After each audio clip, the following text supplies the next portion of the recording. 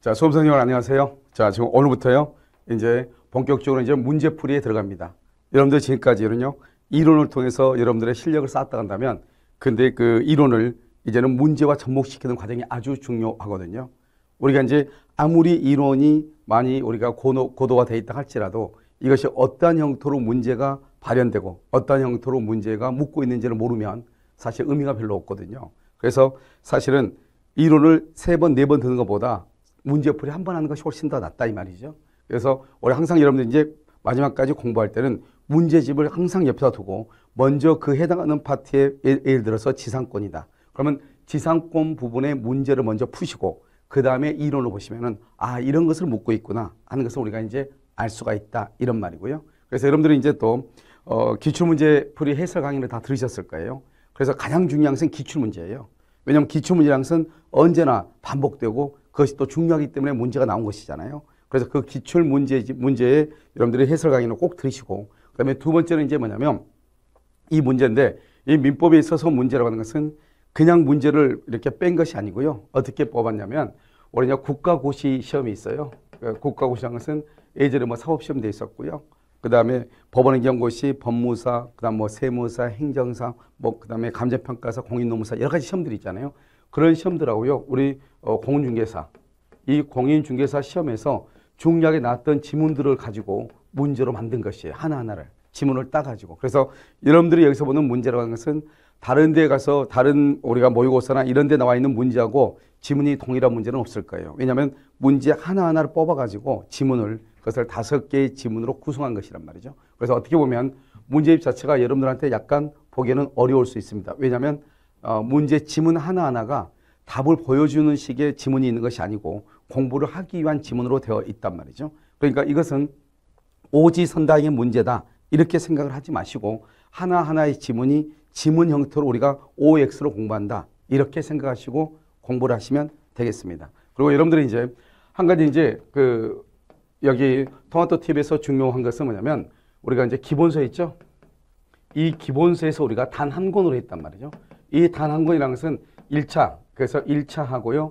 여기서 2차 과목하고 이렇게 기본서가 딱 2권으로 되어 있죠. 1차 한 과목, 2차 한 과목. 그래서 1차 한 과목에 계로라고 민법이 2차예요. 중개사법, 공법, 그 다음에 공시법, 세법이 다 같이 들어있는 것이죠. 여러분들 보면 일반 타 회사의 것을 보시면 뭐 기본서만 해도 6권이고요. 기본서가요. 그 다음에 문제집이 또 다시 또 6권이죠. 근데 뭐 볼필요하게 하면 계속적으로 반복되죠. 수도 없이요. 그 다음에 여기에 또 뭐 기본서, 기초서가 2개 있고 여기에 또 기출문제집 또 6권 있고 뭐 이렇게 하다 보면요. 이건 공부 못하죠. 판례집 들어가 있죠. 뭐 들어가 있죠. 이것은 우리한테 공부를 하라고 하는 것이 아니고 공부를 전문적으로 하는 자격시험, 예를 들어서 뭐 변리사라든가 감정평가사라든가 이렇게 법무사라든가 이렇게 공부를 전문적으로 하는 사람한테는 이것이 해당하지만 우리 공인중개사는 그냥 일반적인 자격시험이거든요. 그러니까 기본적으로 60점을 맞으면 합격할 수 있는 절대평가란 말이죠. 그래서 이런 데서 가장 중요한 것은 얼마만큼 적은 양의 것을 가지고 최대의 효과를 낼 수 있느냐. 어떻게 보면 경제성의 원칙과 같은 것인데요.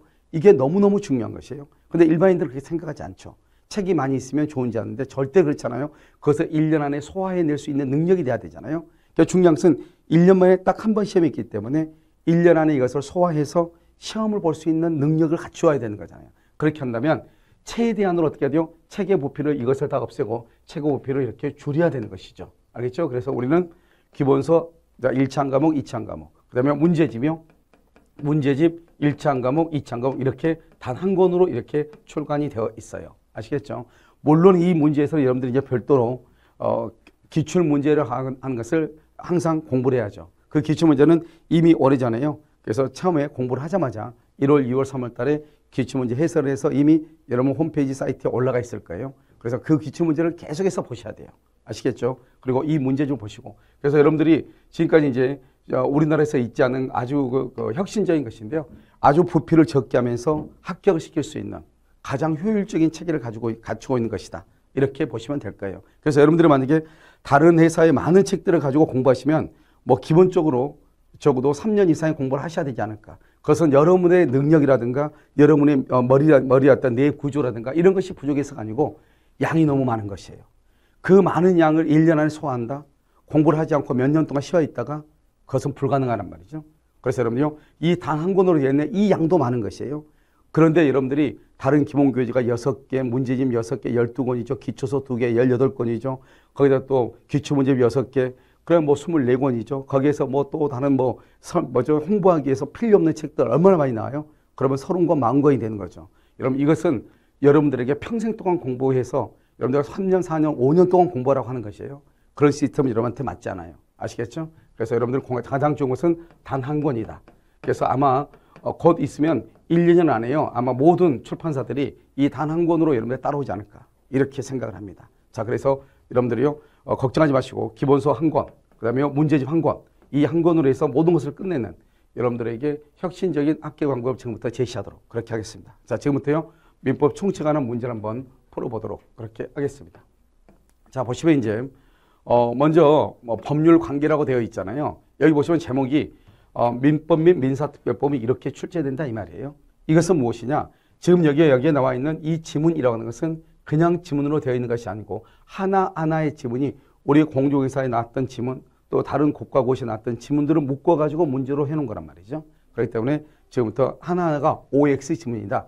이렇게 생각하시면서 지금부터 문제를 함께 풀어보도록 그렇게 하겠습니다. 자, 보시면은 먼저 법률 효과는 권리의 관점에서 보면 권리의 변동으로 이루어진다. 이렇게 되어 있죠. 여러분 여기서 법률 효과라고 하는 것은 뭐냐면 갑의 청약과 을의 승낙에 의해서 계약이 이루어지죠. 그러면 그 계약을 법률 요건 원인행위라고 얘기하고 그 원인에 의해서 결과라고 하는 등기 청구권과 대금 지급 청구권이라고 하는 법률 효과가 나오는 것이죠. 이러한 법률 효과에 의해서 등기 의무자인 매도인이 등기 권리자인 매수인에게 등기를 이전해주면 소유권이라고 하는 권리가 갑에서 을로 바뀌는 거죠. 그것을 우리는 뭐란다? 권리의 변동이다. 이렇게 얘기하죠. 그래서 법률 효과는 권리의 관점에서 보면 권리 변동으로 이루어지는데요. 여기서 또 한 가지 조심해야 될 것은 권리라고 하는 말의 뜻은 뭐죠? 그것은 권리와 의무의 줄임말이죠. 그래서 권리 의무의 변동이다. 이렇게 얘기하고요. 이 권리 의무의 변동을 다른 말로 뭐라고 표현한다? 그것을 법률 관계라고 하죠. 그래서 법률 관계의 변동이다. 이렇게 얘기하죠. 여러분들이 만약에 우리 토마토 페이스의 어떤 그 기본서가 아니고요. 다른 기본서를 가지고 있으신 분들 보면 권리 변동 이렇게 되어 있는 것이 아니고 법률 관계의 변동 이렇게 되어 있을 수도 있고요. 권리 의무의 변동 이렇게 되어 있을 수도 있어요. 이것은 다 같은 말이에요. 아시겠죠? 2번은요. 토지수용법상 재결에 의한 그 재결에 의해서 수용이죠. 우리가 수용 양승 원시취득이죠. 이게 이제 작년 재작년에 감정평가사 시험에 나왔겠죠. 그래서 공용징수 그것은 원시취득이다. 이렇게 나왔단 말이죠. 그 다음에 또 한 가지가 뭐냐면 환지처분, 환지 그것도 원시취득이다. 이렇게 나왔어요. 그래서 환지처분, 환지처분하고요. 그 다음에 공용징수, 수용이죠. 공용징수, 수용의 경우는 원시취득이다. 이것을 여러분들이 기록하시고요. 그 다음에 협의란 말의 뜻이 뭐예요? 협의란 말은 계약이라고 하는 말이잖아요. 그 계약이라고 하는 것은 뭐죠? 그래서 매매계약, 증여계약, 교환계약이잖아요. 이것은 누군가로부터 이전을 받는 거죠. 이것을 우리는 승계취득이다. 이렇게 표현을 하는 것이죠. 그 다음에 교환이죠. 교환은 이전적이고요. 그 다음에 여기 포괄은 뭐죠? 상속이죠. 포괄 유증 상속. 그 다음에 해사병은 승계취득이다. 이렇게 돼 있죠. 자, 지금부터 이 말을 우리가 지금부터 이해를 잠깐 하셔야 된단 말이죠. 이것은 이제 여러분 이해를 할 때는 어떻게 이해를 하시냐면요. 먼저 보시면 자, 어떤 것을 이제 보시냐면 아주 간단한 것인데요. 항상 우리가 원시취득이라고 하는 거다고요. 원시취득. 그 다음에 여기 뭐가 있죠? 여기 승계취득이라고 하는 것이 있잖아요. 그래서 원시취득하고 승계취득이 항상 구별이 되는 것이에요. 그래서 여기서 원시취득에는 뭐냐면 우리 민법에요. 소유권 부분에 나와 있는 것. 그래서 소유권에 처음부터 보면 취득시효, 그 다음에 선의취득, 그 다음에 선점, 습득, 발견, 그 다음에 첨부, 부합, 혼화, 가공. 이 8가지를 원시취득이라고 얘기하는 거예요. 두 번째는요. 신축이죠. 건물의 신축. 그러니까 최근에는 여기에서만 시험이 났는데 최근에 감정평가사에서 공용징수, 공용징수라는 것은 수용을 얘기하죠. 그 다음에 여기 환지처분. 이것이 이제 시험에 났단 말이죠. 원시취득으로요. 그래서 여러분들 이것을 좀 보고 있어야 되겠고요. 그 다음에 이제 승계취득이라고 하는 것이 있잖아요. 승계라고 하는 것은 이것을 설정적 승계라고 하는 것이 있고, 그 다음에 여기 이전적 승계라고 하는 것이 있다 이 말이죠. 이 이전적 승계는 또 특정 승계하고 그 다음에 포괄 승계가 있다 이렇게 얘기했죠. 그래서 이 특정 승계에는 뭐가 있냐? 매매, 교환, 증여. 매매라든가 교환이라든가 증여라든가 경매라고 하는 것이 있고요. 포괄 승계는요. 상속하고 회사에 합병하고 그 다음에 포괄 유증이라고 하는 것이 있죠. 포괄 유증 이렇게. 그래서 여러분요. 먼저 그 다음에 설정적이라는 것은 항상 소유권이죠. 소유권에 대해서 뭘 한다? 여기 세 가지만 보면 되죠. 지상권을 설정한다. 전세권을 설정한다. 저당권을 설정한다. 이렇게. 이걸 설정적이죠. 그럼 여기서 우리가 시험에 나온 것은 두 가지 형태죠. 하나는 다음 중에서 원시 취득이 아닌 것은 그러면 승계 취득에 관한 것을 우리가 공부를 해야 되는 것이고요. 그 다음에 여기가 또 승계 취득이 시험에 잘 나오죠. 승계 취득은 여러분 보셔야 될 게 뭐냐면 항상 무조건 보는 것이 아니고요. 이렇게 보는 것이에요. 여기 보면 합병, 상속하고 합병하고 포괄 유증이 있죠. 그럼 이 상속이라는 것은 뭐예요? 포괄 승계이고요. 포괄 승계는 또 이전적이죠. 그래서 상속은 이전적 승계이고요. 상속은 또 뭐다? 이전적은 승계 취득이죠. 상속은 승계 취득이다 이 말이죠. 그러니까 상속은 포괄 승계다 이렇게만 알면 안 되죠. 상속은 포괄 승계면서 이전적이면서 승계 취득이다 이 말이죠. 물론 매매는요. 매매는 특정이죠. 특정이지만 매매는 이전적이고 이전적은 승계 취득이니까 결국 매매라고 하는 것은 특정 승계이고 이전적이고 승계 취득이다 이렇게 보는 거예요. 그래서 우리가 차이가 있는 것은 여기서 차이가 있죠. 상속은 특정 승계다 그러면 안 되죠. 매매는 포괄 승계다 그러면 안 되죠. 그런데 둘 다 어디에 속한다? 둘 다 이전적 승계에 속하죠. 그래서 매매는 이전적 승계다. 상속은 이전적 승계다. 그러면 맞는 것이죠. 둘 다 어디에 속한다? 승계 취득에 속하는 거죠. 그래서 매매는 승계 취득에 속한다. 상속은 승계 취득에 속한다. 이렇게 얘기를 하는 거예요. 그런데 여기에서 이제 우리가 또 시험에 이 설정적하고 이전적은 구별이 되는 거잖아요.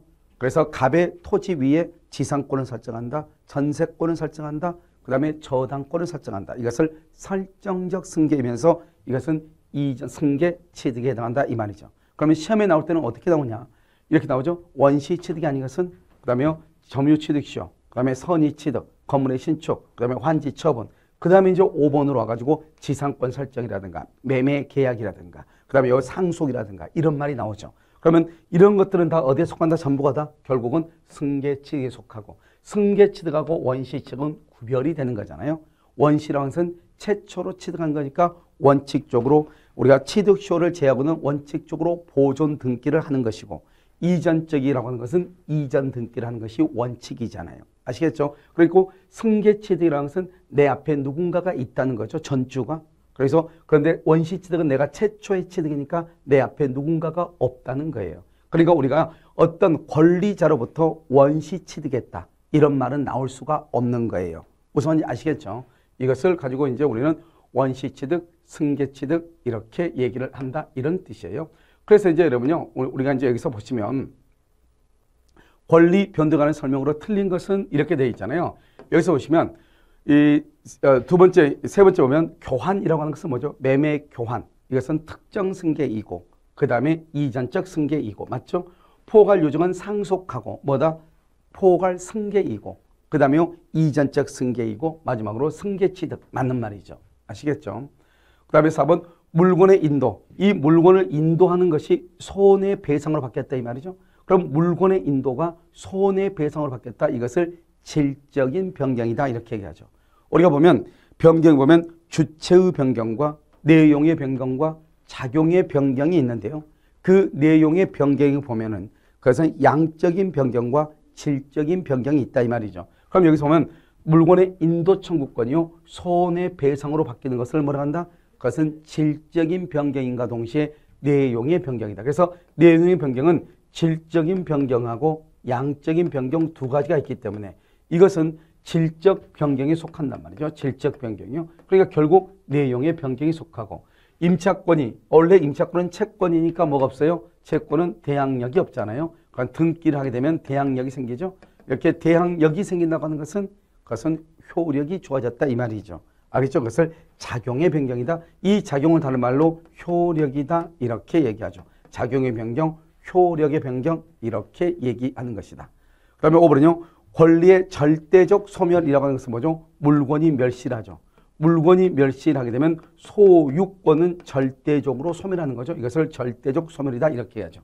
그런데 물건이 멸실되고 가치적 변형물이 있을 수 있죠. 예를 들어서 멸실되고 나서 화재보험금, 그 다음에 손해배상 청구권, 그 다음에 수용보상금 이런 것들이 나올 수 있죠. 그런 것을 가치적 변형물인데 그런 것 위에 뭐 권리가 미칠 수 있죠. 이것을 우리는 물상대위라고 얘기하는 것이고 그것은 담보물권인 그 다음에 질권이나 저당권에서 볼 수 있는 것이죠. 이렇게 물상대위를 하면은 물건이 멸실했다 할지라도 권리가 소멸하지 않는 것이에요.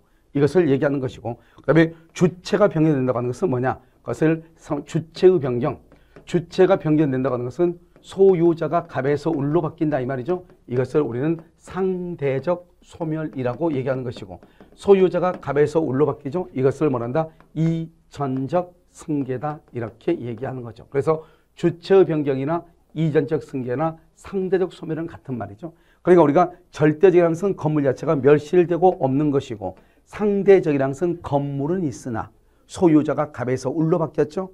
을의 입장에서는 취득인데 갑의 입장이 봤을 때 소멸이다 이 말이죠. 이것을 우리는 상대적 소멸이다 이렇게 얘기를 하는 것이에요. 그래서 정답은 5번이 되겠죠. 자, 그 다음에요. 다시 이제 보시면 여기 형성권이라고 되어 있나요? 형성권에 관한 설명 중 틀린 것은 이렇게 되어 있네요. 자, 형성권이요. 자, 그럼 보겠습니다. 여기 2번을 먼저 봐. 2번이요. 다음 중에서 원시 취득이 아닌 것은 이렇게 되어 있죠. 원시 취득. 그럼 이건 뭘 묻는 것이요? 아주 간단하죠. 원시 취득이 아닌 것은 이것은 뭘 물어요? 그것은 이 원시 취득하고 비교되는 게 뭐라고 그랬죠? 승계 취득이라고 그랬죠? 그래서 다음 중에서 승계 취득이 아닌 것은 이걸 묻는 거예요. 그럼 승계 취득은 뭐가 있어요? 승계 취득이라는 것은 설정적 승계하고 그 다음에 여기요 이전적 승계하고 또 이전적 승계는 또 뭐가 있어요? 여기 특정 승계하고 그 다음에 포괄 승계 이렇게 있죠. 포괄 승계 이렇게요. 특정 승계는 뭐가 있어요? 매매, 교환, 증여라고 하는 것이 있고 포괄 승계는요 상속이라고 하는 것이 이렇게 있는 거잖아요. 이것을 우리는 뭐라고 한다? 승계 취득이다 이렇게 얘기하는 거예요. 그럼 원시 취득은 주로 뭐라고 그랬어요?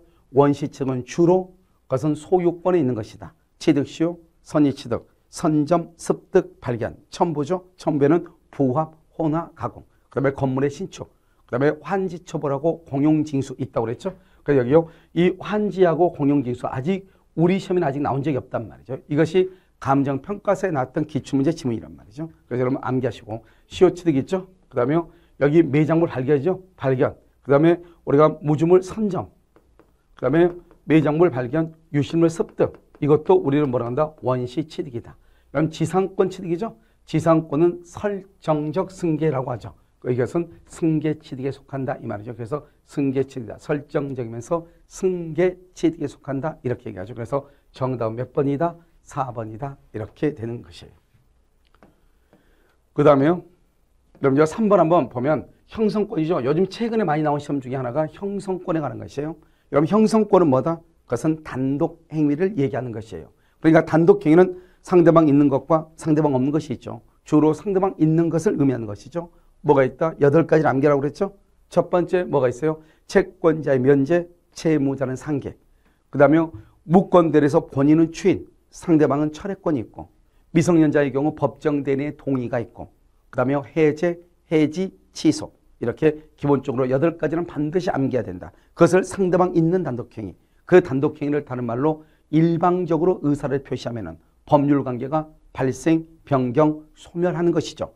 그것을 우리는 뭐라고 한다? 형성권이다 이렇게 얘기하죠. 그래서 형성권이 뭐냐 이 말이죠. 건물 소유 목적의 토지 임대차 기간이 만료가 되죠. 기간이 만료가 되면 여기서 먼저 임차인은 임대인에게 계약 갱신을 청구하고요. 그 다음에 갱신을 안 해주죠. 임대인이 그때 뭐라냐? 지상물 매수를 청구하죠. 그래서 지상물 매수 청구권을 행사한다 이 말이죠. 이 지상물 매수 청구권은 형성권인데 갱신 청구권은 형성권이 아니고 그냥 청구권이다 이런 말이에요. 알겠죠? 그럼 여기서 이제 우리가 다시 이제 뭐를 하나를 보냐면요. 이걸 한번 봐보죠. 우리가 이제 청구권하고 형성권은 전혀 다른 것이죠. 우리가 이제 청구권이다. 그러면 어떻게 돼요? 청구권. 청구권은 먼저 소멸시효에 걸리는 거예요. 소멸시효에 걸리고요. 이 소멸시효라는 것은 뭐다? 당사자가 증명을 해야 돼요. 내가 증명을 해야 되고요. 소멸시효는 중단이라든가 소멸시효 정지라는 제도가 있고요. 시효 이익을 포기할 수가 있는 것이에요. 두 번째요. 청구권에 의한 판결을 이행 판결이라고 얘기하는 거예요. 일단 이행 판결의 경우는 뭐를 한다? 등기를 하죠. 물론 확인 판결의 경우도 등기를 하죠. 그래서 우리가 소유권 이전 등기 청구 소송에 의한 판결, 그런 경우는 등기를 해야 된다, 이렇게 얘기를 하는 것이에요. 그 다음에 이제 뭐가 있냐? 형성권이라고 하는 것이 있는 거예요. 이 형성권에 의한 것을 동일하지만 이것을 제척기간이라고 얘기를 하는 거예요. 제척기간이요. 이 제척기간은 법원이 직권으로 조사하는 것이고 중단이라든가 또는 정지라든가 또는 제척기간의 이익을 포기한다, 이런 것은 있을 수가 없는 것이 차이가 있는 것이죠. 그 다음에 이 형성권에 의한 판결을 무슨 판결을 한다? 이것을 형성 판결이라고 얘기하는 거예요. 이 형성 판결의 경우는 등기를 한다 안 한다? 등기를 하지 않는다. 그런데 공유물 분할 청구 소송 중에서 조정이 이루어지죠. 조정. 그럴 때는 뭐를 한다? 등기를 한다. 이렇게 얘기하죠. 그래서 형성권과 청구권은 서로가 다른 것이에요. 그럼 이거 어떤 것이 청구권이고 어떤 것이 형성권인가? D가요. 무슨 말이 있고 D가 청구권이라고 되어 있으면 이것은 그냥 청구권인 거예요. 알겠죠? 이것은. 그런데요. 내가 아까 얘기했지 8가지가 있다고 했죠. 상대방이 있는 단독행위. 그것만 암기해도 된다고요. 시험은 거기서만 나오니까. 그 8가지를 단독행위죠. 그 단독행위를 뭐라고 한다? 형성권이라고 얘기하는 것이에요. 그러니까 청구권과 형성권을 구분해야 되는데 문제는 D가 청구권이라고 되어 있으면 이것은 청구권이라고 얘기했잖아요. D가 청구권으로 되어 있지만 청구권이 아니고 형성권인 것이 있더라, 이 말이죠. 이게 문제죠. 그래서 그것은 뭐가 있나?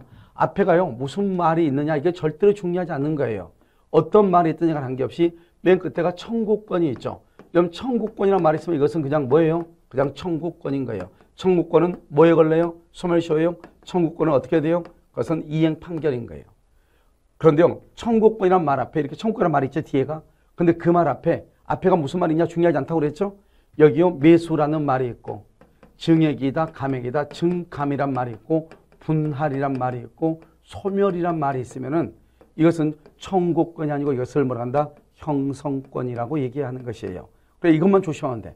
그러니까 청구권이란 앞에 매수 청구권, 증액 청구권, 감액 청구권, 지료 증액, 지료 감액, 그 다음에 공유물 분할, 상속재산 분할, 합유물 분할, 그 다음에 소멸은 지상권 소멸, 전세권 소멸, 저당권 소멸. 알겠죠? 그러니까 앞에가 무슨 말이 있냐? 그게 중요한 것이 아니고 D가 청구권이면 무조건 그것은 청구권인 것이 원칙이에요. 그런데 청구권이라고 하는 말 앞에 매수, 분할, 증감, 소멸, 매수, 분할, 증감, 소멸이라고 하는 말이 있으면 우리는 이것을 형성권이라고 얘기를 하는 것이에요. 무슨 말인지 아시겠죠? 자, 그래서 이걸 가지고 이제 우리가 한번 본다, 이런 말이죠. 자, 그래서 다시 한번 보시면은 어떻게 된 것이냐. 여기 보시면은요, 갱신 청구권이 되어 있죠? 우리 방금 얘기했죠? 청구권이라는 말 앞에 무슨 말 있죠? 매수다. 그 다음에 분할이다. 그 다음에 증감이다. 그 다음에 소멸이라고 하는 말이 있으면 이것은 형성권이다, 이렇게 얘기했는데 지금 청구권이라는 말 앞에 매수, 분할, 증감, 소멸이라는 말이 없이 갱신이잖아요. 이것은 형성권이 아니고 그냥 청구권인 거예요. 그러니까 청구권의 경우는 뭘 하는 것이다? 여러분, 청구권은 소멸시효에 걸리고 청구권에 의한 판결은 무슨 판결이라고 한다? 이행 판결이고 이행 판결은 어떻게 한다? 등기를 해야 된다, 이 말이죠. 이것이 하나의 흐름으로 이렇게 가는 것이죠. 자, 이번엔요. 여기 청구권 앞에 무슨 청구권이란 말이 있네? 뒤가 다 청구권이란 말이 있죠. 이런 청구권이란 말 앞에가 뭐가 있어요? 감액이란 말이 있고 여기는 매수란 말이 있고 여기는 분할이란 말이 있네요. 그래서 청구권 앞에 매수, 분할, 증액, 감액이란 말이 있죠. 그럼 우리 이것을 형성권이라고 얘기하는 것이에요. 이러한 형성권에 의한 판결은 무슨 판결이다? 형성 판결이다, 이렇게 얘기하는 것이고 지금 여기는 청구권이네요.